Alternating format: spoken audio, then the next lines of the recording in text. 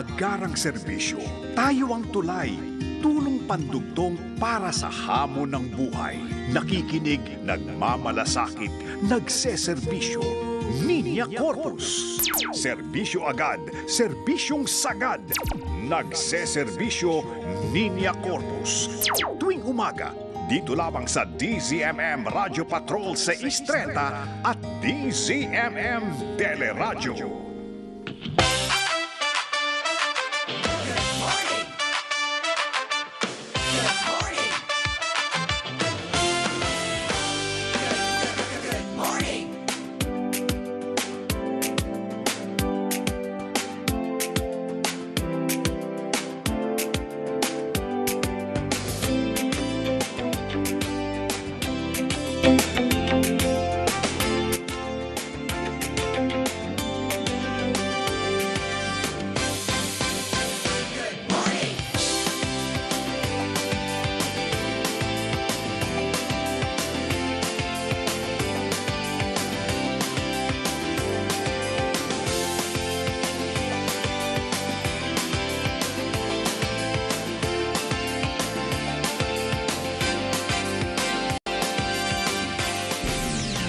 Nagseserbisyo, Linya Corpus at Migs Bustos sa DZMM.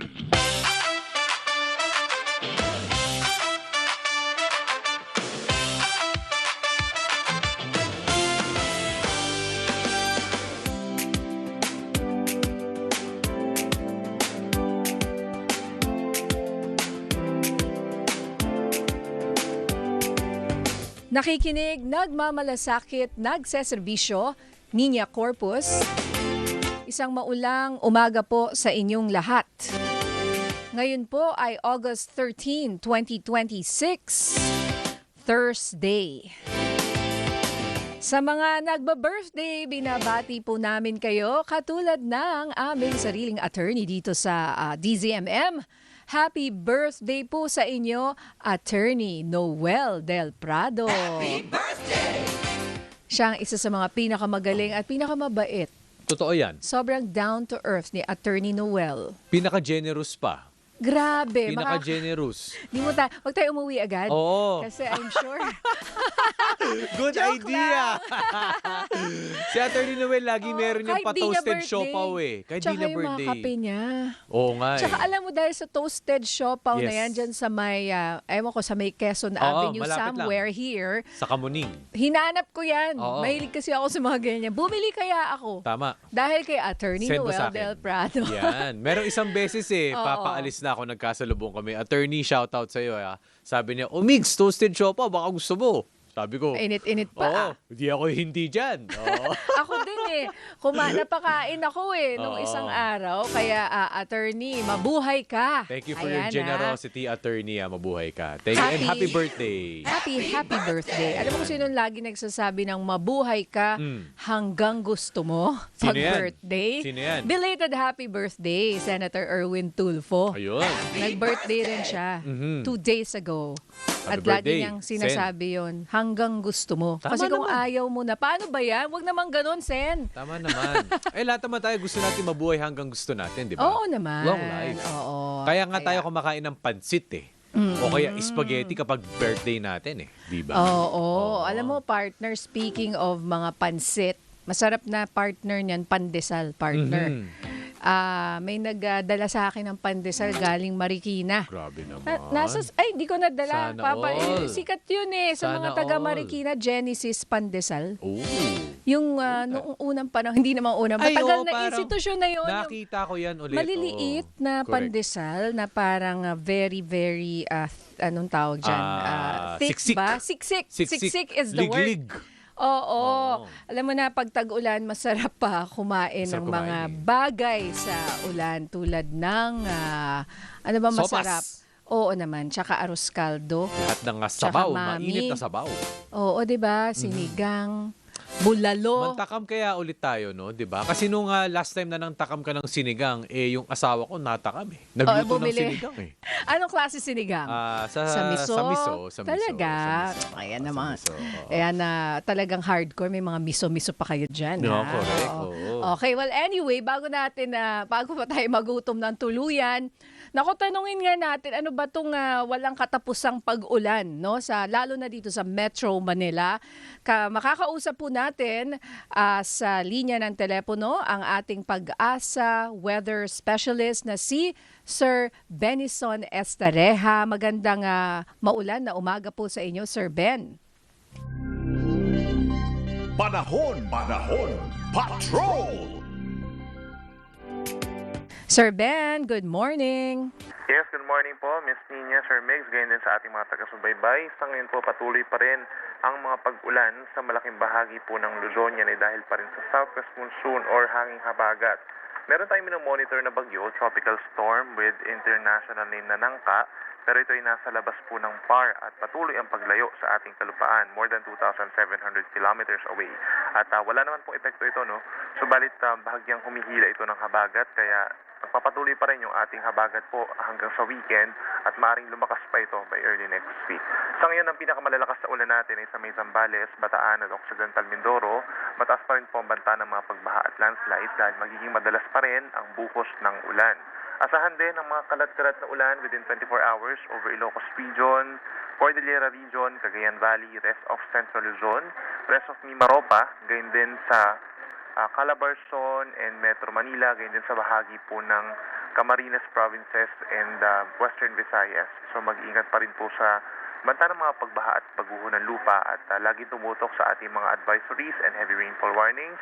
Meron tayong yellow warning sa ngayon over Zambales, Bataan, dito rin po sa may Cavite and Batangas at posibleng madagdagan pa yan. Hindi rin natin i-rule out na mag-upgrade pa tayo into orange and red warning sa mga susunod na issuances po natin. Habang mainit at maalinsangan naman over the rest of our country, particularly dito sa may parting Visayas and Mindanao, and mataas lamang yung chance ng kaulapan, ngunit hindi naman po magpapatuloy yung mga pag-ulan kung meron man, mga isolated lamang po. Yan muna latest mula dito sa weather Sir forecast. Ben. Yes po. Opo, okay. Sinabi nyo ba, makinig kayo, mga estudyante at magulang ng mga estudyante, na magiging maulan hanggang weekend at baka mas malakas pa next week? Tama po. Yes, nandiyan yung possibility kasi nalalakas pa ito the moment na may mabuo muli ng mga panibagong weather systems like low pressure area at bagyo. So itong si Bagyong Nangka, nakakontribute siya sa habagat po sa ngayon. So balit ito'y lumalayo. Pero nandiyan yung possibility na kapag may nabuo muli ng panibago dito sa may silangan ng bansa is yan yung magpapatuloy ng habagat. Opo, sir, good morning, Mix Buses po ito, no? So, again, sir, to reiterate, kasi baka mamaya yung mga kababayan natin nagtataka, grabe naman, ang haba naman ng ulan. Usually, kasi kapag may habagat, o kaya amihan, di ba, sa ibang pagkakataon, mga pailang-ilang araw lang. Ngayon, para magto 2 weeks, sir, mga lagpas 1 week. Totoo po. Opo, ang main contributor doon, sir, yung sinangka. Tama po ba? For now, yes. Yes.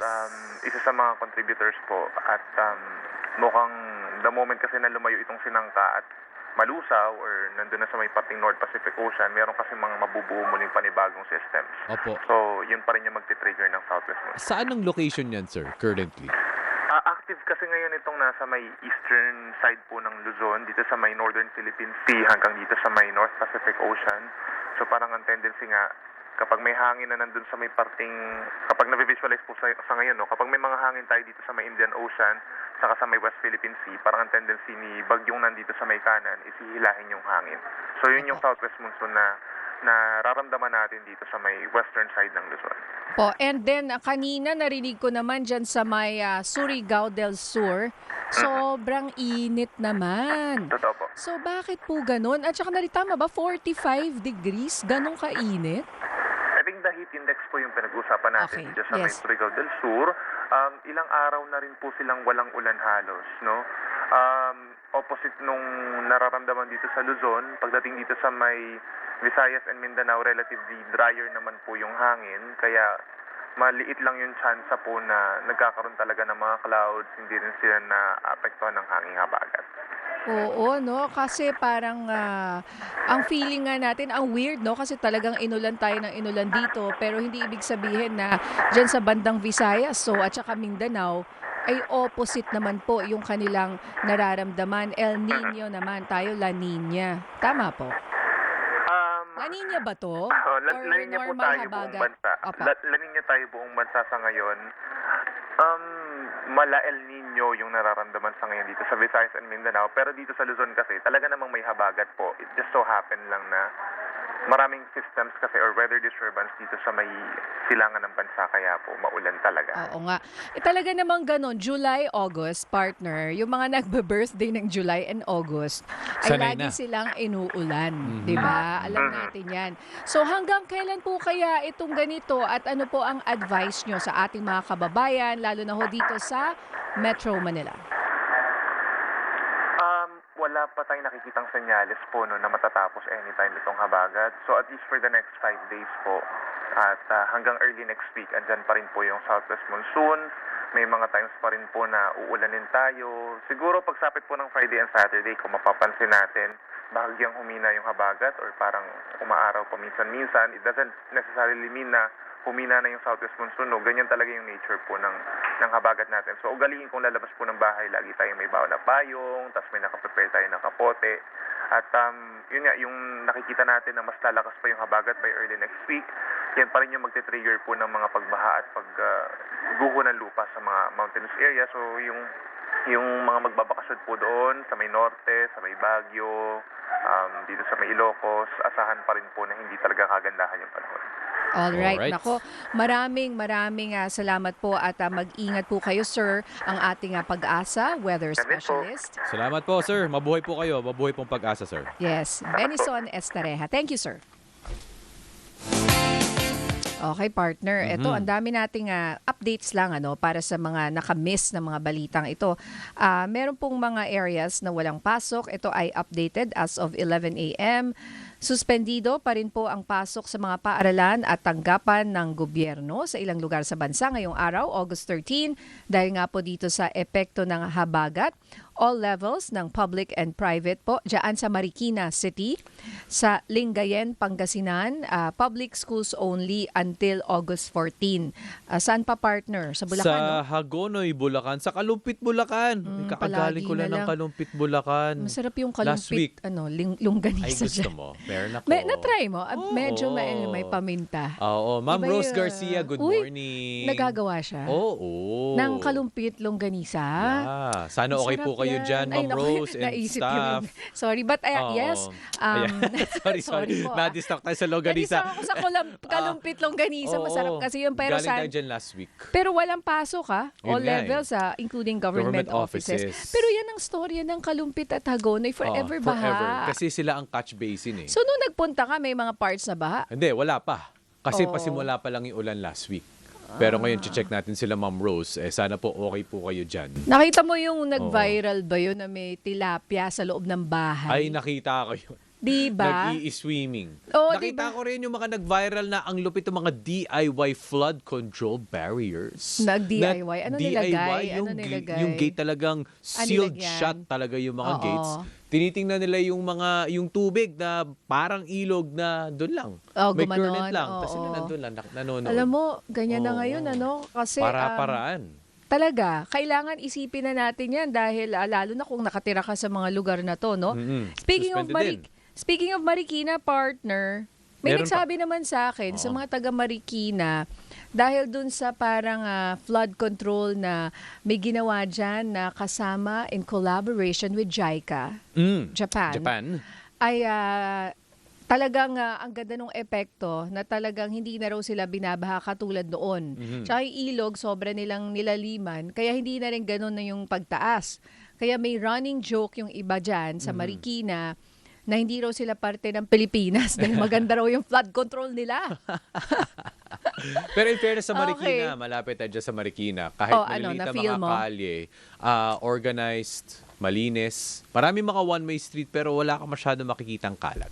In fairness. wow. Yan. Mabuhay Suspended kayo pa po dyan. ang face-to-face classes, all levels, public and private. Valenzuela City, Malabon City, Caloocan City, sa Rizal po sa Antipolo City, sa Bulacan, Malolo City, Balagtas, Baliwag City, May Kawayan, Paumbong, Ubando, sa Pangasinan, sa Santa Barbara, Binmalay, Mangalandan, Binmalay. Mangaldan, Dagupan City, including government offices, at Mangantarem until August 14. Mangatarem. Mangatarem, partner. Pasensya na. Oh, Partner ayan. kasi mangan pagkain yun. Oo nga eh. Nagutom ako mangan, eh. Ilocano Oo, yan. Ilocano yun. Mga tarem or mga tarem, paano ba? Pero kasi Pangasinan, ano yan? May Region Ilocano 1. part Ilocano dyan. din yan. Pampanga May part. partner. Pampanga, walang pasok ngayon sa Candaba, sa Santo Tomas, sa Guagua at sa Masantol until August 14 po, specifically sa Masantol. Preschool to senior eto. high school sa Benguet, Kabayan, Atok until August 14.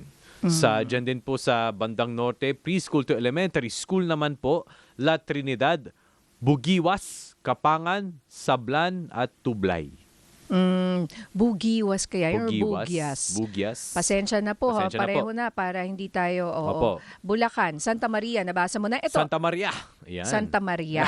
Okay. Meron kasi, Santa Maria. Santa Maria. Santa Okay. Maria. Oo, ano pa? Kindergarten, Atinins. O, kindergarten to senior high school, Pasig City po, specifically sa panghapon. Ayan, pang umaga meron. Afternoon classes lang. Sa Mandaluyong City, wala din. Sa Quezon City naman, public schools only ang walang pasok from kindergarten to senior high school. Alam mo yung San Juan, in fairness, may pasok ngayon ng San Juan. Meron, wala na. May update Nag-update na. kasi dyan yung... Oo.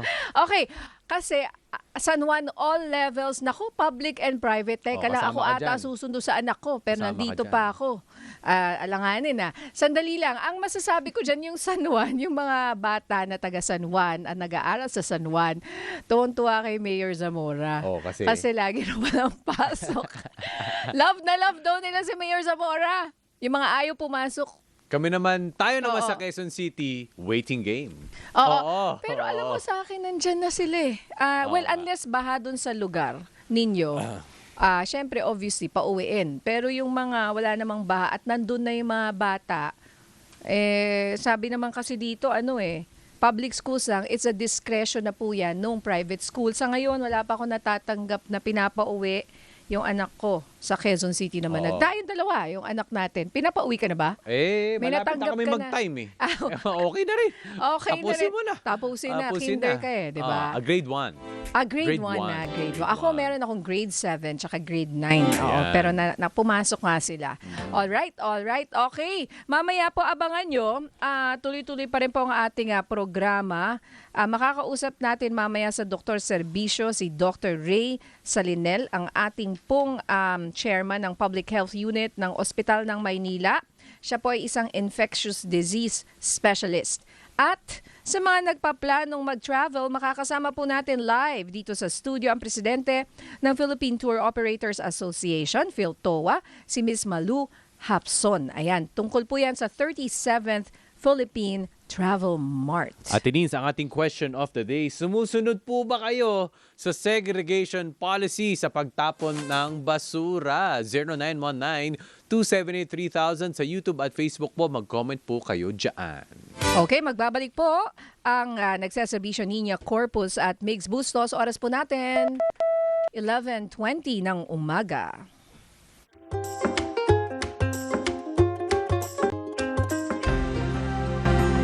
Magbabalik ang nagseserbisyo Niña Corpus sa DZMM Radyo Patrol 630.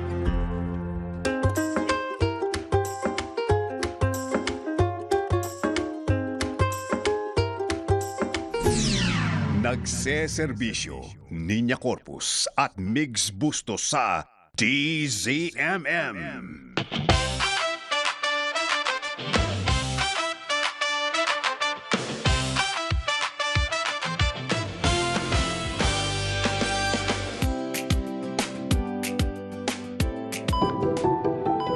Gusto mong gumaling? Gusto mong gumaling?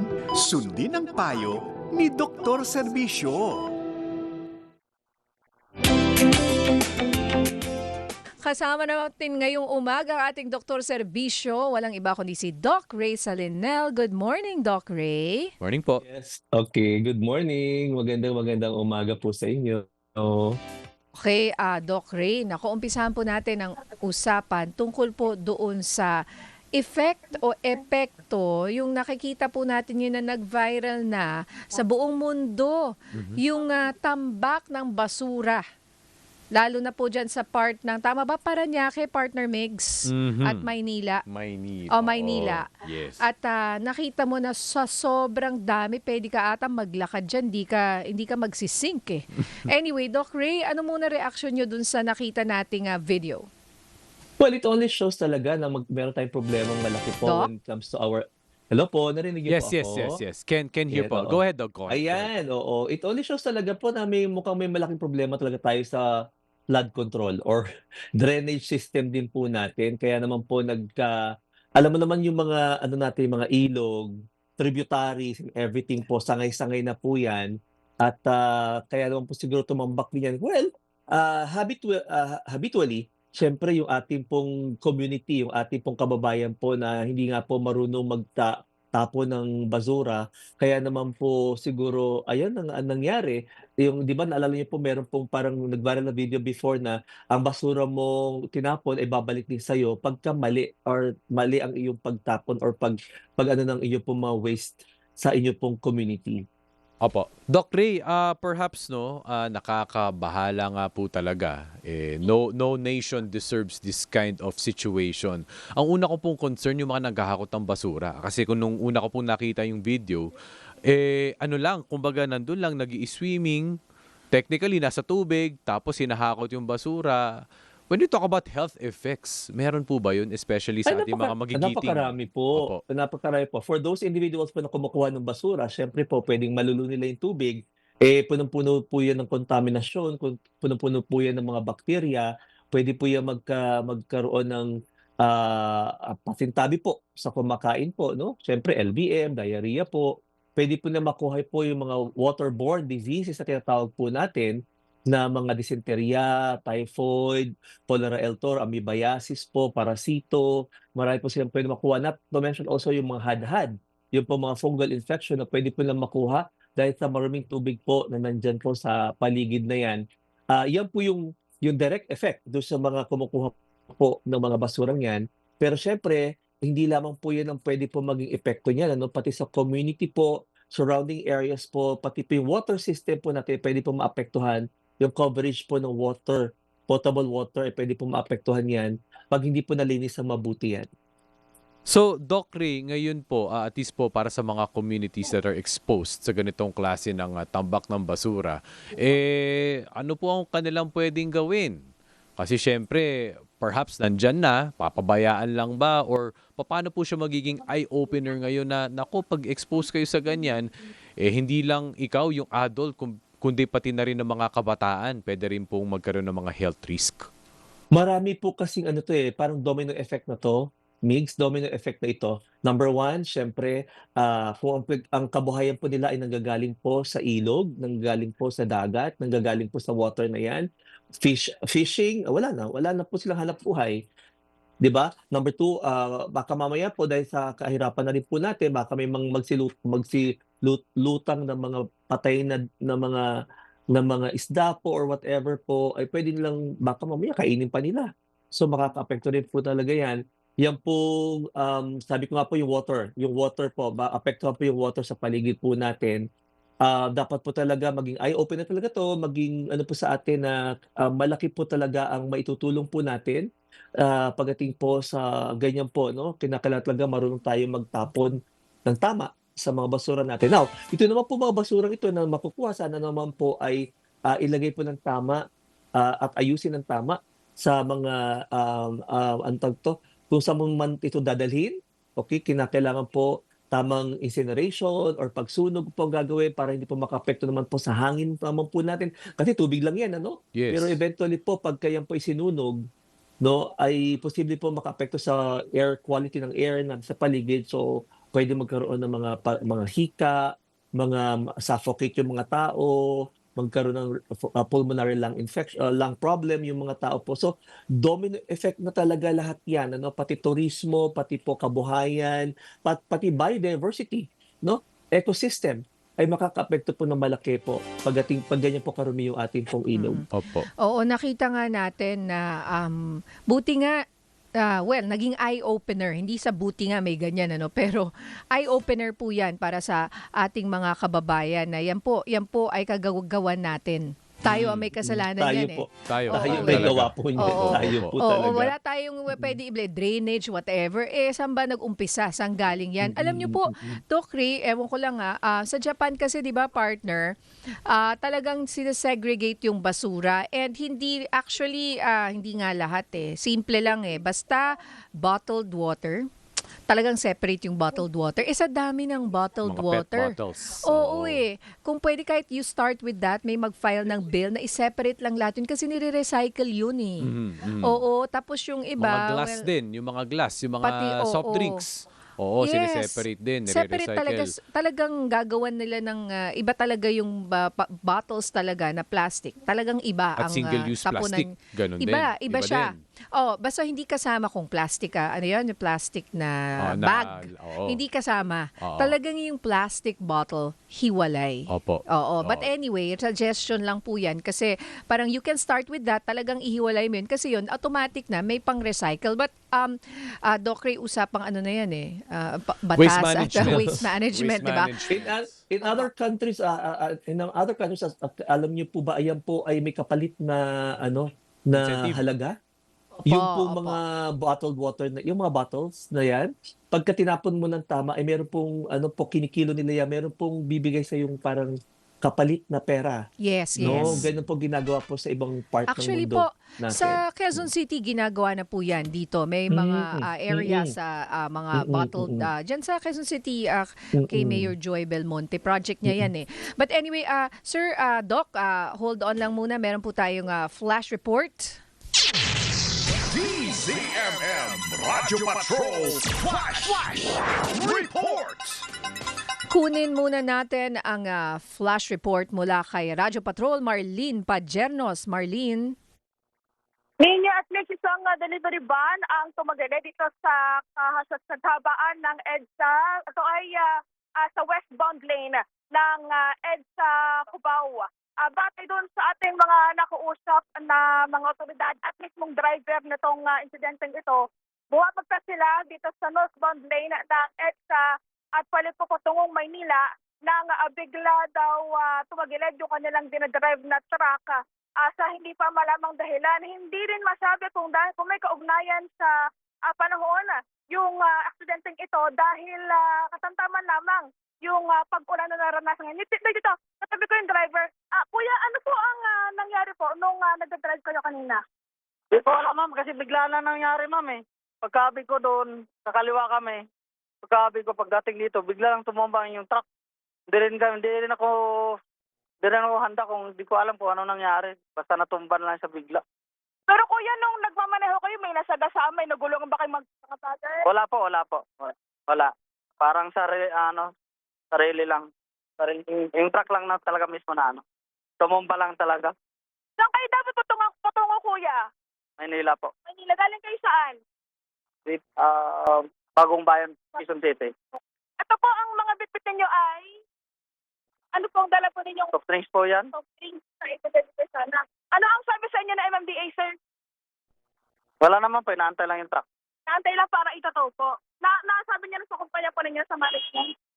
Alam na. Yung sabi nila, sir, Diyan na po, papunta na sila. papadala ng tao. Thank you, kuya, ha? Hindi wala namang nasaktan dito sa aksidenteng ito. Pero patuloy yung ginagawang pag-manage ng mga tauhan ng MMDA at saka ng traffic sector ng QCLGU para doon sa mga sasakyan na patuloy bumabagtas sa kalsadang ito. Isang linya lamang yung okupado at dumating na rin yung towing truck na gagamitan ng MMDA para hatakin itong delivery van na tumagili dito sa EDSA. Sabi nung isang tauhan ng MMDA na nakausap natin, dapat ito sa Tumana, Marikina para doon i-inform muna, ilalagay sa sakyan. Hindi pa kasi matukoy ngayon kung merong violation sa papeles or what. Pero sa initial information, wala naman nasaktan at ayun na, parating na nga yung contingent ng delivery delivery driver nitong delivery van na ito. Alright. Okay, so saan specific uli yan? Kasi I'm sure traffic ngayon dyan sa bandang part na yan sa EDSA. Dito linya, nandito ako ngayon sa intersection ng EDSA Cubao. Bale, ang apektadong linya ay yung westbound lane. Yung particularly patungong Manila.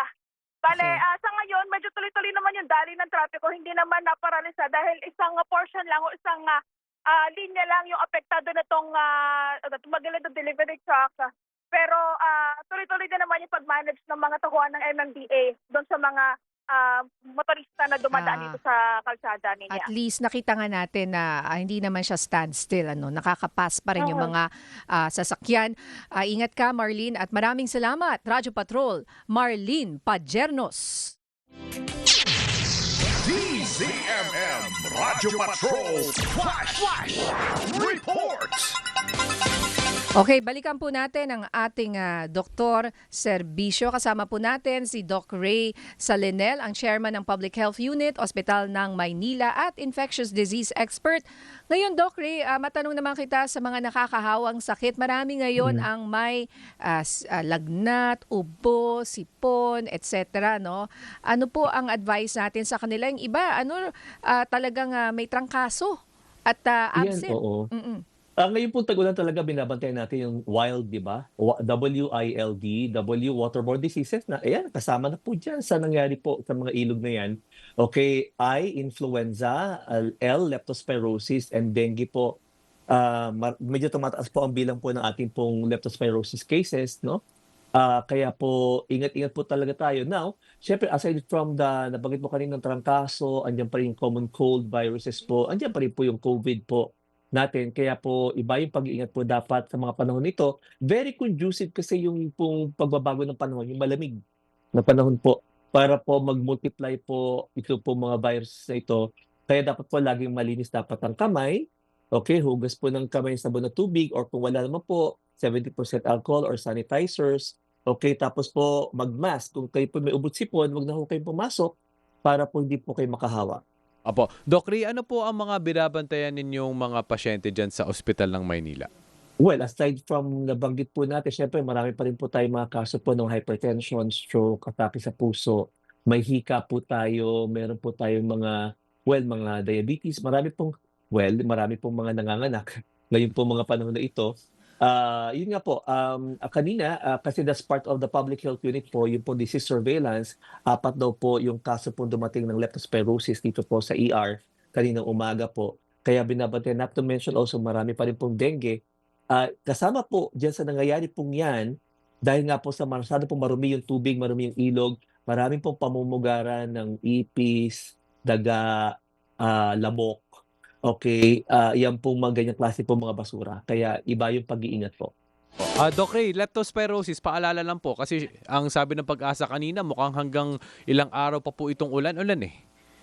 Alam niyo po yan po binabantayan po talaga natin from June to October. June to October po binabantayan po natin yan yung mga ganyang klase po mga sakit na tag-ulan.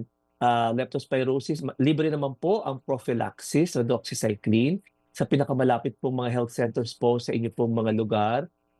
Huwag kayo po mag-atubiling pumunta dyan kung sakali meron po kayo episode po na palusong kayo sa baha, meron po kayong sugat sa inyong paa, nagpa-pedicure kayo, tinanggal ang ingro, meron kayong pigsa dyan, dapat po at kayo napalusong sa baha, punta po kagad kayo sa pinakamalapit po ninyong family doctor o kaya po health center doctor po na malapit po sa inyo para bigyan po kayo ng prophylaxis na doxycycline. Opo, and isa pang paalala sa lepto, Doc Ray, is that maaaring matagal yung kanyang period na, anong tawag doon? Yes. Incubation.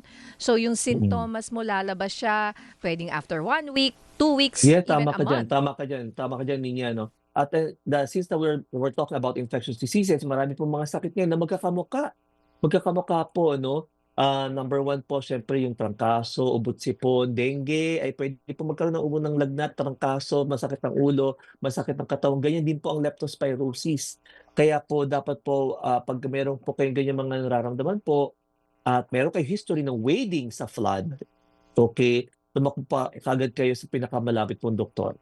Opo, ayan mahirap po yan kasi preventable naman po yung lepto at dapat wala ring namamatay, gayon din sa dengue, no? Doc Ray, kung talagang maging mapagmatsyag, lalo na po sa mga panahon ngayon. Well, Doc Ray, maraming salamat po sa inyo. I'm sure very busy ngayon Salamat ang Ospital ng Maynila. Maraming salamat po sa uulitin. Thank you. Ang ating Dr. Serbisyo, walang iba kundi si Doc Ray Salinel. Okay, mamaya po sa aming pagbabalik, makakasama naman po natin ang presidente ng PhilToA or Philippine Tour Operators Association. Ayan, tungkol po to sa 37th Philippine Travel Mart. Ang oras po natin, 11:39 ng umaga.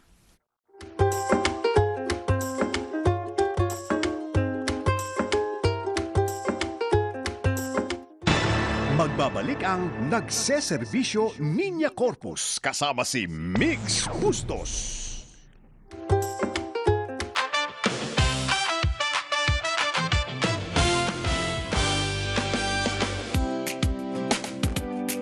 Nagbabalik po kami dito sa nagseserbisyo, Niña Corpus at Migs Bustos. Update lang po sa mga walang pasok. Nag-declare na rin ito nga ang Metro Manila at Parañaque at San Juan nga, no? All levels ng public and private schools. At syempre partner, Friday bukas, every Friday sa mga sumusubaybay sa amin, alam niyo naman po na nagpapamigay kami ng wheelchair at charity timba. So tuloy-tuloy pa rin po ang aming pamamahagi ng wheelchairs at charity timba sa mga nangangailangan. At para po makasali, mag-email lamang po sa nagseserbisyo.dzmm630@gmail.com at sagutin lang po ang tanong sa paanong paraan makakatulong sa inyo ang wheelchair. Ayan, at syempre po, ilagay po ang inyong buong pangalan, edad, address, contact number at mga kinakailangan larawan o patunay. Abangan po ang mga mapipiling beneficiaries at ang turnover ng tulong tuwing Biyernes. At syempre, katuwang po natin dyan ang PCSO. Maraming salamat po sa aming mga kasama dyan sa PCSO sa pamumuno ni GM Mel Robles. Alright, ngayon naman po, makakasama na po natin sa mga nagbabalak mag-travel soon. Alamin po natin anong mga tips mula sa mga travel experts. Dito lang po sa Sino Po Sila? Taos-pusong tumulong, walang itinatangi, walang pinipili. Sila ang ating mga bayani. Sino po sila? Sino po sila? Okay, bago ko po ipakilala ang aming panauhin, correction lamang po bago kayo magdiwang. Hindi ho Metro Manila yung walang pasok.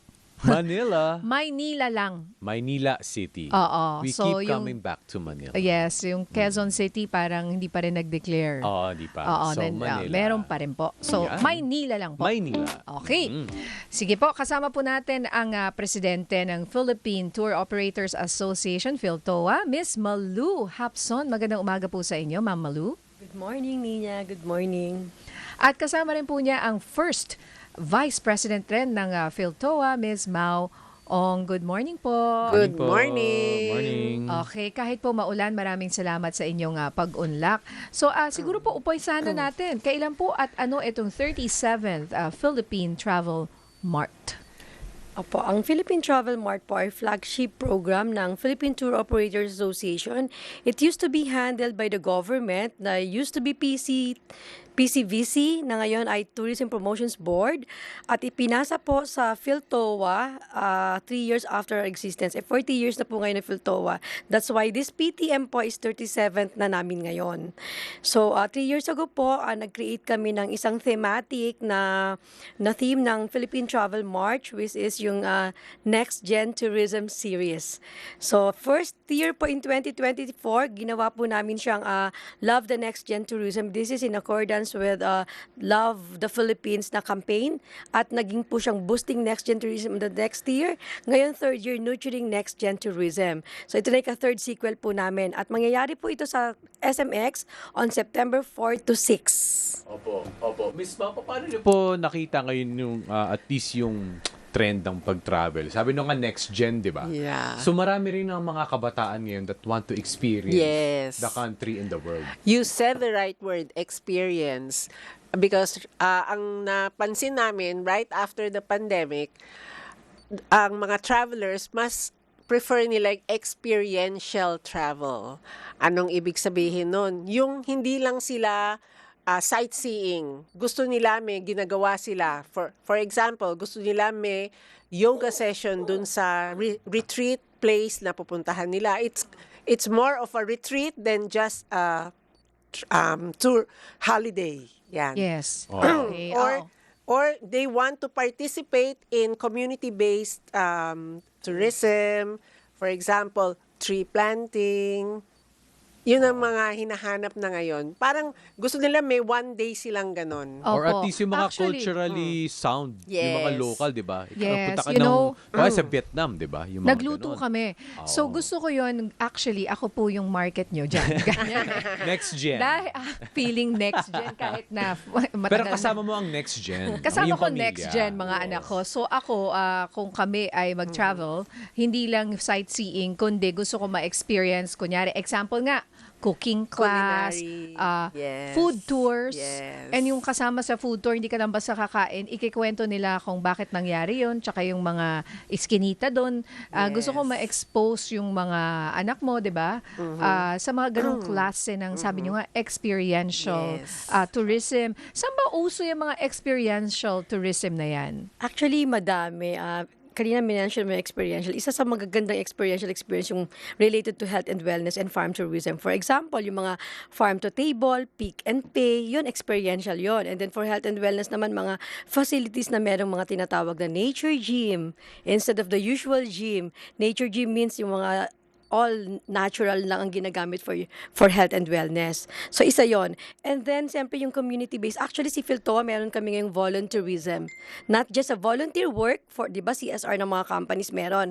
But instead of the mere CSR, dinadagdagan natin ang tourism aspect para hindi ka lang tumulong, nag-explore ka pa sa area. So, we call it volunteerism. Opo. So, Miss Malu, dito po sa Philippine Travel Mart, tama po ba ito? And kung kailan po ito, ano po yung mga products and services na maasahan po ng mga customers? Again, this will be on September 4 to 6 at SMX Halls 1 to 4. And ang Philippine Travel Mart kasi, it's like a mini fiesta of the Philippines. All products, services, tourism-related products and services, you can see it there. And then almost all the regions, 17 regions, nandun siya. So well-represented talaga siya. Kung may napuntahan ka ng lugar, pwede mo siyang i-revisit doon at malaman mo kung ano yung mga latest nila, ano mga bagong offerings. Kung hindi ka pa naman nakapunta sa isang lugar, this is now your chance to see what they can offer. To clarify po, kasi pag sinabing travel tourism or travel expo, di ba ganyan, meron mga booking din doon. Meron din po ba mga Yes. airlines doon? Meron din po, ma'am? Yes. Opo. Our airline partner is Philippine Airlines, and they have partnered with us because they also offer a very extensive network all over the Philippines. So, from Luzon, Visayas, and Mindanao, we also have other local airlines who will be there, and a lot of tour operators will also be there offering local and international packages. Ayun, speaking of local, oo, kasi saan ba ngayon magandang pumunta? Dahil napansin ko nung ako'y nagche-check, kagabi lang actually. Bakit mas mahal pumunta sa Boracay at Siargao kaysa pumunta sa Vietnam and Bangkok? Even Japan sometimes. It's just an observation. Oo, kasi Bakit I kaya? know high-end tayo, kaya ganon. But wala bang pwedeng magawa po dyan? Bakit ang mahal sa sarili kong bayan? Actually, ang sagot dyan is, alam naman natin ang price is always fluctuating depending on the booking time, on the availability, kasi it's always supply and demand. So kung konti lang yung seat at maliit na flight lang, maliit na aircraft lang yung pumupunta doon, most probably, kaunti lang din ang kanyang capacity. Kasi may mga ibang airline na turbo type siya, na dahil maliit yung airport, yun lang yung pwedeng pumunta sa kanya. So most probably, minimal lang yung slots. Correct. So siyempre, malaki yung demand, mas malaki yung flight na, I mean yung airfare talaga. Pero to answer your questions, PhilTowa is actually doing a caravan. We call it Lakbayanihan. That is our response to the global oil crisis ngayon na hinaharap natin na nagmahal naman talaga ang mga fuel surcharges.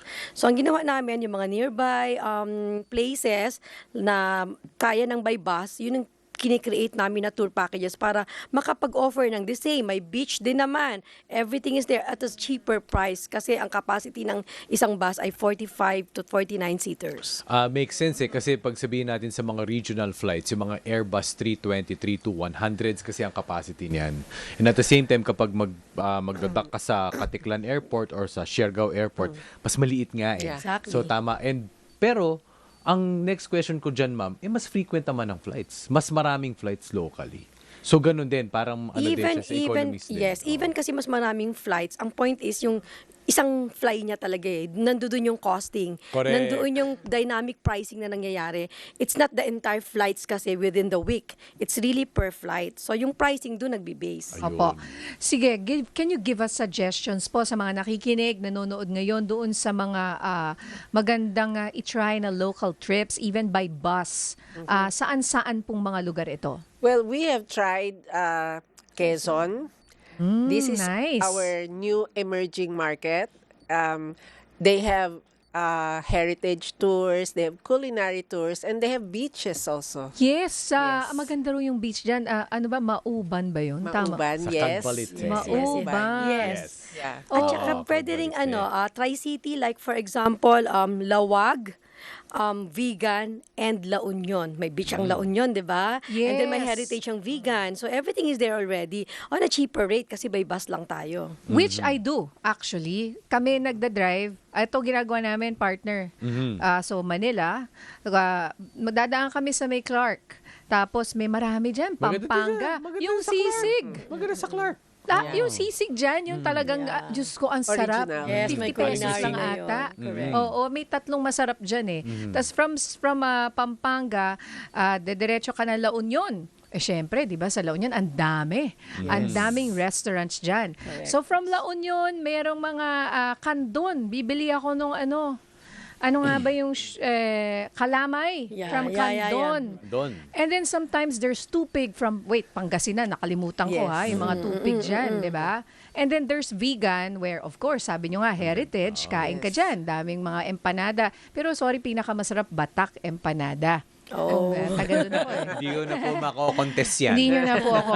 Riverside Empanada. Sa harap ng Marcos Mansion na pwede rin kayo mag-tour. Yes. But you can also fly to Lawag Yes. City. Yeah, Oo, medyo actually. mahal lang. Kaya ang ginagawa namin, mag-in ka ng Lawag, out ka ng La Union.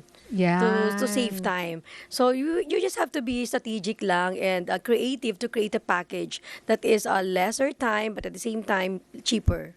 Ayun. So, saan pa po? How about mga nearby Asian or maybe Europe or what? Anong mga maganda? Actually, for Asia naman, Danang is now, syempre, Yes. medyo nagbo-boom sila. Ganda ng airport ng Danang. At saka mas medyo mura lang din siya. And then China, of course. China? Saan sa China? Madami. Ay, saan po? ma'am? Madami. The hot place now is Chongqing. Chongqing. Pala, kala ko Tech ba yan? Chongqing. Guangzhou, maganda rin. Chongqing ang Yes. pronunciation. Ano po meron doon, ma'am? Okay. It ba yan? became a very modern city. Yun, correct. They modernized the city. Nandun yung building siya pero dumadaan ng train sa gitna niya. May Correct. butas yung building. Pero So, ang spelling po niya, no? Q. Chongqing. Everybody Oo. thinks it's Chongqing but it's a Chinese the Q is pronounced as CH din. I see. Chongqing. Chongqing. Because naalala ko may kaklase ako na taga Chongqing pala. Oo. So anyway, I want to know how do you get the visa ngayon? Is it that easy to China? Alam niyo naman may mga nangyayari sa West Philippine Sea pero maraming pupunta ng China. Actually, they are very welcoming Yes. to tourists Okay. from the Philippines. In fact, a lot of new flights have come in from Chongqing, from Chengdu, from Xiamen. Anong Yes. meron sa Xiamen? Dami pumupunta. Tsaka yung letter F ang Nasa start. business din Fujian. yun. Fujian. Ano naman meron doon? That's our hometown. Most of Wow. the Chinoys in the Philippines are from Fujian province. Ano naman po ang makikita? aside from the hometown, aside from yung SM has a May big SM. SM there. Oo. Oo. Actually, food is great Masarap. there. Sarap ng food. Opo, mismo ngayon nga sabi nga natin next gen experiential, marami ring mga Gen Z rather na sabihin natin bata-bata, fresh out of college o kumbaga nagsisimula pa lang, gusto na rin mag-travel. Baka meron akong mga travel tips, 'di ba? Mga siguro makapag-ipon, mga makapag-travel on a budget para makuha pa rin nila yung full experience. Ang tips na ibibigay ko, pumunta sila sa Philippine Travel Mart. Number 1. Yes. Even if hindi pa sila ready this year, at least magtingin-tingin na sila ng prices kung magkano bang kailangan kong ipunin to go to China. If I have this much money, how far will that take me? Kaya ba sa Vietnam? Kaya ba sa Malaysia? O baka kaya sa Singapore na may kasamang Disney cruise? Something like that. Yan. Eh, Dapat talaga mag-research. Research Opo. is Oo. good. Kumbaga, just within the means, di ba? actually, Oo. yung guest natin 2 weeks ago from Malolos, so nag-offer sila ng food tour na actually gusto kong gawin. Malolos lang, dyan lang yun Yeah, di ba? Bulacan. Bulacan. Yes. Hindi ho ba? Alright, so, Alright. okay. At ano bang, totoo ba yun may mga araw na mas murang bumili ng ticket? Ano po ba yung mga yun? Actually, yes. That's very, very true. Even without the Philippine Travel Mart, may mga ganyan. Pero ang kagandahan sa Philippine Travel Mart kasi, may offering talaga na exclusive lang sa Philippine Travel Mart. Doon lang mabibili yung package tour na yon at doon lang din mabibili ang ticket. And just like what I said, ang partner airline namin, mag-offer sila ng 50 to 70% off sa mga flights. At yung mga tour operators din, ganun din. May mga special offering sila na doon lang. Pero syempre, ang fluctuation talaga ng rate ng kahit na anong tourism-related offering is based on availability, booking class, season, lahat yun nagbe-base doon. Kapag lean season, medyo mura. Pag peak season and super peak season, of course, mahal. And then kung kailan mo binubook, malapit na ba? Matagal pa ba? 6 months before ba? So, it varies from those things. Okay, so panghuli na lang po, Miss Malu, paki-remind na lang po ang ating mga audience para po bisitahin po ang Philippine Travel Mart. Sa lahat po ng nanonood at nakikinig ng DZMM, hinianayaan ko po kayo na pumunta po sa SMX to witness the Philippine Travel Mart on September 4 to 6, halls 1 to 4 po sa SMX. Makakabili po kayo ng ticket sa aming mga websites, sa Philippine Travel Mart and Philtoa. So, ang ticket po namin ay 120 pesos lang po. Of course, discounted for senior citizen and students and PWD. Yes. You can buy a single entry or 3 days entry or group or single. Yes. Okay, And sige ma'am. We have an early bird promo until the 15th of August. So, malapit na. 2 more days. So, bili na kayo. Okay. Ayan, 2 days na lang. May early bird promo po kayo. Okay. Maraming salamat po sa ating presidente ng Philippine Tour Operators Association, Philtoa, Ms. Malu Hapson. And of course, First Vice President, Ms. Mao Ong. Thank you and Thank you so mabuhay po much. kayo. Thank you. Thank you po. Thank you, Mix and Thank you po. Nina. Thank you po. Okay, so meron pang mga pahabol sa walang pasok. Nag-announce na rin nga po ang Quezon City, ano? Yes, At, of course. saan pa? Ito nga, Mandaluyong Public and NCR? Private Child Development Centers hanggang Senior High School, K-12. Kabilang po ang Alternative Learning System. Pasig City Public and Private Child Development Centers hanggang Senior High School. Same lang po, kabilang ang Alternative Learning System. Quezon City Public School, Child Development Centers hanggang Senior High School, K-12, kabilang ang Alternative Learning System. San Juan City, all levels, public and private. Taguig City, ganun din po, all levels, public and private. Parañaque City, all levels, public and private. Manila City, all levels, public and private. Makati City, public school, daycare to senior high school. At Caloocan City, all levels, public and private school. Ayan, partner, susundo pa ako ngayon ng bata. Ikaw Sundo din? pa, sundo Oo, pa. wala Oo. wala nang pasok eh. Oo Oo. nga eh. Ayan, Okay, okay. ingat po tayo ha, mga kaserbisyo, mga kapamilya. At bukas uli sa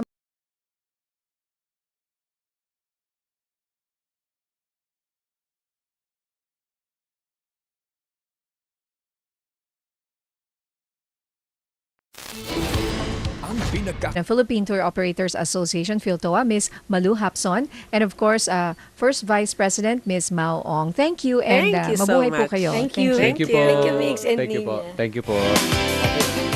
Okay, so meron pang mga pahabol sa walang pasok. Nag-announce na rin nga po ang Quezon City, ano? Yes, At, of course. saan pa? Ito nga, Mandaluyong Public and NCR? Private Child Development Centers hanggang Senior High School K-12, kabilang po ang Alternative Learning System. Pasig City Public and Private Child Development Centers hanggang Senior High School. Same lang po, kabilang ang Alternative Learning System. Quezon City Public School Child Development Centers hanggang Senior High School K-12, kabilang ang Alternative Learning System. San Juan City All Levels Public and Private. Taguig City, ganun din po, All Levels Public and Private. Parañaque City All Levels Public and Private. Manila City All Levels Public and Private. Makati City Public School Daycare to Senior High School. At Caloocan City All Levels Public and Private School. Ayan, partner, susundo pa ako ngayon ng bata. Ikaw Sundo din? pa. Oo, wala wala nang pasok eh. Oo Oo. nga eh. Ayan, Okay, okay. ingat po tayo ha, mga kaserbisyo, mga kapamilya. At bukas ulit, samahan nyo kami dito Ate po. Nins, baka pwede mag-plug. Konting plug. Oh, wait a Oo. minute, of course. Sorry ha, kailangan itong mangyari. Game, Oo. partner, Thank go. you so much. Oy, manood po kayo ha ng panibago pong sports show. Nagbabalik po ang sports program dito po sa DZMM. That is Saturdays 4 p.m. Magsisimula po yan August 15, 2026. Tara game sa DZMM. By yours truly. Kita-kita po sa Sabado. Uy, anong oras, partner? 4 p.m. Congrats. Thank you. Abangan niyo Alright. po yan, ha? Susunod na ang headline ngayon kasama sina Jeffrey Hernaez at Rica Lazo. Ito po si Nina Corpus, nagseserbisyo. Muli ako po si Mix Bustos, nagseserbisyo. Bye po. Bye.